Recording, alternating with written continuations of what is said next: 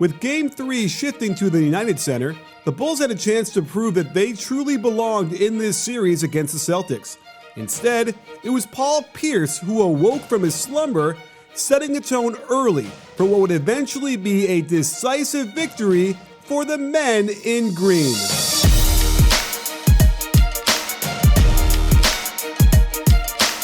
Before diving into the footage of Paul Pierce making so many shots in Game 3, let's go back to Games 1 and 2 to understand why he went a combined 16 out of 40. The first issue was his inability to get by his primary defender, John Salmons.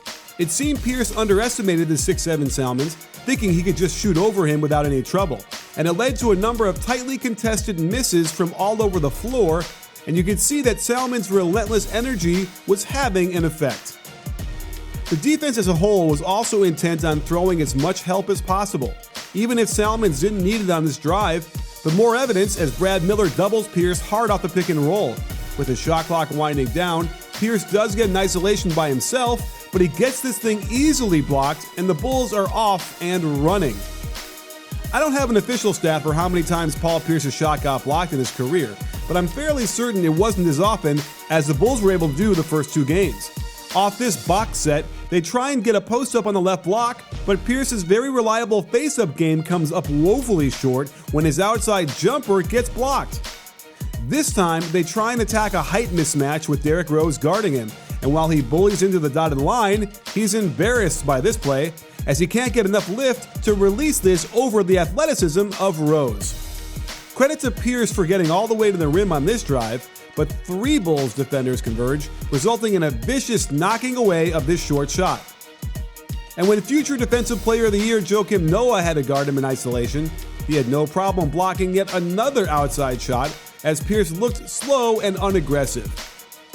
Throw in a number of wide open shots that he just couldn't seem to knock down, and it led to a player the Celtics desperately needed to score, letting them down, and almost coming to Chicago down 0-2.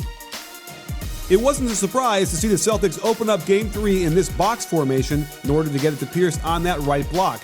And Pierce looked to have a little more energy in the spin move and the finish before Noah could get there to block it.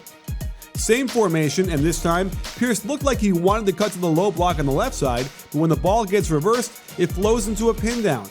John Salmons tries to shoot over the top, and that's plenty of room for Pierce to get a good look at the three-point break. He's starting to feel it, so the Celtics clear out the whole left side for him on Salmons. It helps that he was allowed to switch pivot feet as he establishes the right as the pivot, slides it a good 12 inches, then lifts it to jab before attacking off the dribble. Salmons takes the wrong angle, Pierce steps back and hits the easy 13-footer. This time they spread the floor for a pass to Pick. Nice splitting of the heads to get to the lane line. Despite the good contest by Noah, Pierce clearly has got it going. They try and get the same action the next time down, but Pierce doesn't even wait for the screen to get set, faking Salmons out of the way before pulling from 18 feet and nailing the jumper. On this one, they go right back down to that right block. Thomas was about to double, but from one pass away, so he's giving up a layup to Big Baby, and he wisely jumps back to his man. Notice how Pierce uses his shoulder into the chest of Salmons to create space, then plants the left foot back, brings the right together into the jump, and he's got a good look at a 12-footer. The Bulls decided to full court press, but I don't know what Derrick Rose is doing guarding the dotted line. As a result, Big Baby brings it up into a 3-on-2, and when Salmons must bump down to cover Perkins when Thomas helps, it leaves Big Baby with the easy pass to a wide-open Pierce, who knocks it down, and the rout is starting. Let's now look at why Derrick Rose and Ben Gordon could not come through like they did so well in Games 1 and 2. Watch how Big Baby follows Gordon out of the perimeter off the pin down, while Perkins covers the paint. They then switch the pick and roll, turning it into a loose double team before settling back into their preferred matchup with Ray Allen on him. Notice with the offensive spacing, there's nowhere for Gordon to drive, and when Allen stays right with them, he's got no choice but to burp up this rainbow fadeaway that didn't have a chance. They run the same kind of defense against Rose when he uses the ball screen, a light double team before Rondo jumps down to the cutter. When the ball reverses, watch how Rondo expertly switches back to Rose to avoid the mismatch. With the clogged lane, Rose is going to shoot this, and the Celtics will take their chances with this shot all day long. This time, there is no switch in the pick and roll, as Big Baby hedges high to slow Rose down while Rondo goes way under the pick, happy to make him prove it from 18 feet, which he can't. The Celtics defense shadowed both Rose and Gordon from the beginning of the possession. Notice how White Mamba is ignoring his man to zone up the low block on their strong side. Ben Gordon can't go anywhere except fade away. Great contest by Ray, and this is another brick. Tom Thibodeau was the architect of the vaunted Celtics defense that year, which ranked second in defensive rating, and look at how well they rotated to help each other. On the baseline drive, Scalabrine rotates over, Ray drops down, and there's nowhere to go as Salmons picks up his dribble. Great help and recover by Tony Allen back to his man in the corner, and while Rose does get by Marbury, he's faced with two other defenders, but he blows the easy layup. With Gordon on the wing, watch how quickly Big Baby is there to shadow him and bottle up this drive. And the Bigs have Marbury's back as Rose blows by him off the dribble, but that said, Rose simply can't miss shots like these.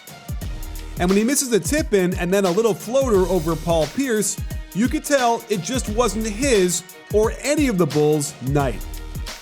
And with the Celtics firing on all cylinders and Rondo torturing Rose with his defense and then turning that into offense on the other end, there was no way the Bulls were going to get closer than 20 points in the second half. When Rondo nailed this three-pointer to close out the first quarter, you could just sense something was in the air. And when the Bulls did a good job stopping the layup out of this horn set, but Pierce still gets an opening on the catch and then tries to take the contact but still hits his three-pointer, you know that was going to be it, leaving the Bulls to regroup at home for Game 4. Stay tuned tomorrow for my breakdown of that game because it was another epic one that you might not believe. If you like this video, please give it a thumbs up and subscribe to B-Ball Breakdown so you can get alerted right away when we drop a new video. This season will be filled with incredible content, so don't miss it. You in?